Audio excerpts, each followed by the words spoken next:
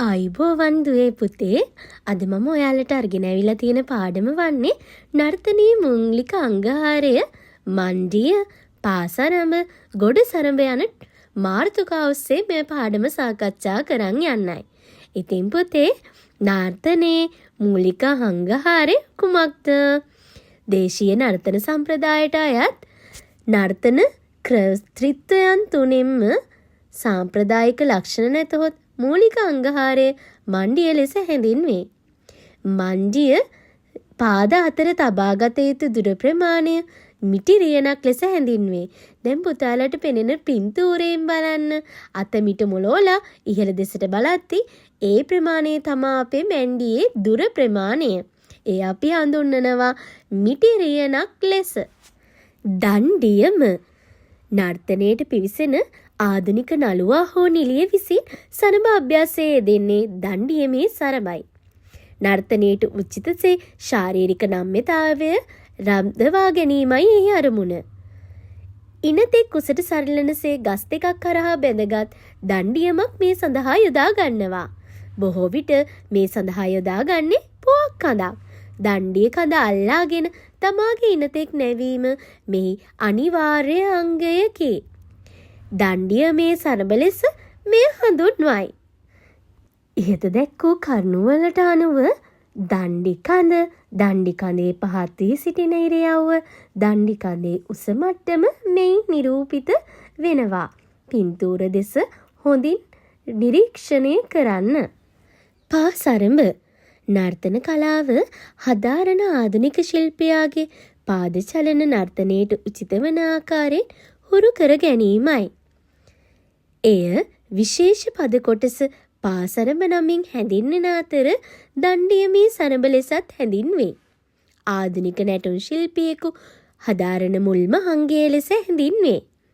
උඩරට පහතරට සබරගමු සම්ප්‍රදායන් තුනෙහිම විශේෂ නාමයන්ගෙන් මෙම සරඹ හඳුන්වයි. උඩරට සම්ප්‍රදාය පාසරඹ ගණන 12කි. පාසරඹ 12 නට අවසානයේදී හමාර පදයේ නර්තනය කරනු ලබයි. සරඹ 12 සඳහා විශේෂ නාමයන්ද භාවිතා කරයි.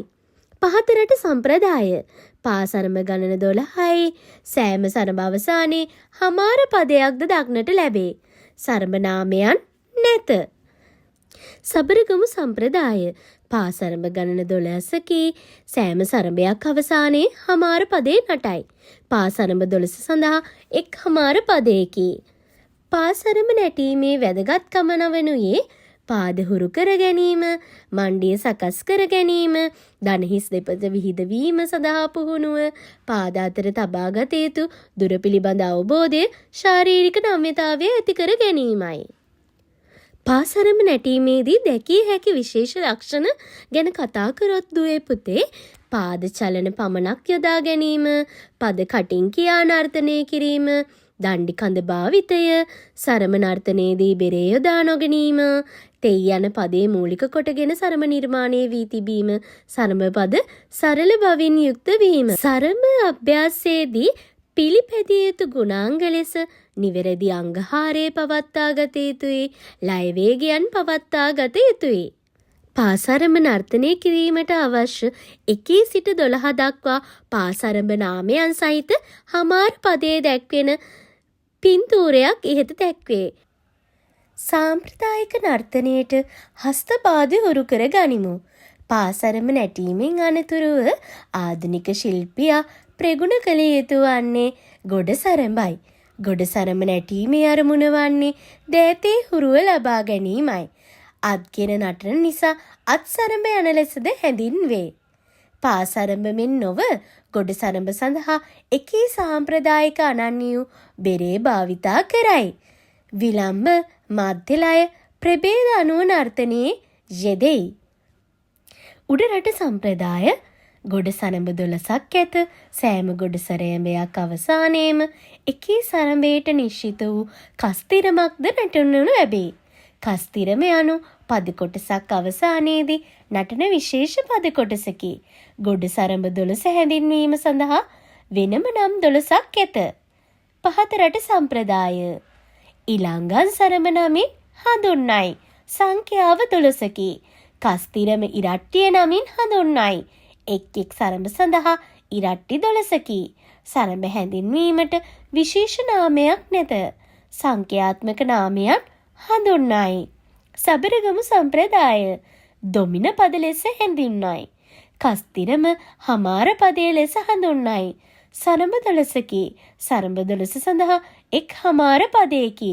සරඹ හැඳින්වීමට විශේෂ නාමයක් නැත. සංඛ්‍යාත්මක නාමය හඳුන්වයි. උඩරට නර්තන සම්ප්‍රදායට අදාළ ගොඩ සරඹ 12 කස්තිරම් 12 සමග මෙහි දැක්වේ. ඉතින් දුවේ පුතේ අදට ගෙනාපු පාඩම මෙතනින් අවසන් වෙනවා.